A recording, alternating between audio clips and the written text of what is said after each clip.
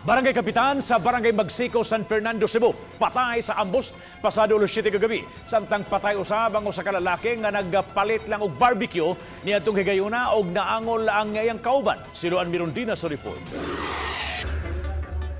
Karong adlaw ang una-untang regular session sa Barangay Magsiko apan wala na si Kapitan Johnny Aresgado aron mo preside. Gipusil patay ang 58 anyos nga kapitan samtang nagmaneho sa iyang multicab alas 7 kagabi. Matud sa San Fernando Police, samtang nagsubay sa National Highway sa Barangay South Poblacion si Kapitan Aresgado, gisundan kini sa usa ka puti nga van o gipusil sa wa mailhing mga suspitsado. Tungod sa mga samad pinusilan nga nihaguman, nawadan og control sa multicab si Kapitan Aresgado ug nahog sa sapa.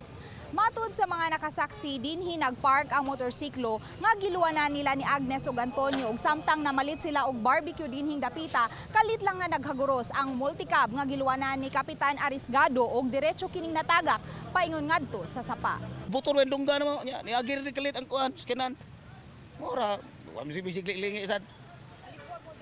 Alibuag oy. Kanta ko dadag. Di ko yawan mo. Sila si Agnes Lauronal, 37 anyos, ug Antonio Canoy, 33 anyos, pulos taga Liboron, San Fernando, ug naagilang sa dapit aron mamalit og barbecue.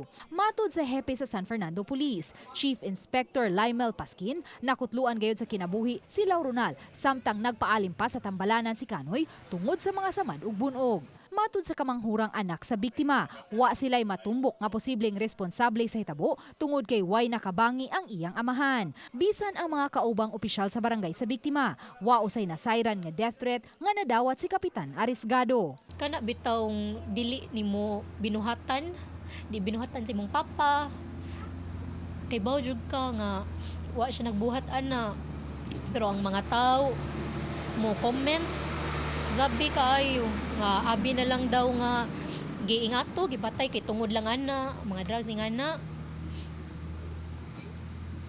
dili man gyud good wala gyud ambot ka sa gawas basta diri sa moa ang nahibaw-an kanilang sa mga kuan diri problema ra ginamo sa barangay mao ra ni amoa diri nahibaw-an ambot ka sa yaha ay di mo nating sulti-sulti. Ang San Fernando Police wala pa'y matumbok nga suspect sa hitabo. Lahat po ng anggulo, tinitingnan naman po namin, ma'am. Din nga sa drugs, politics, or baka may nakaalitan siya, personal na ano.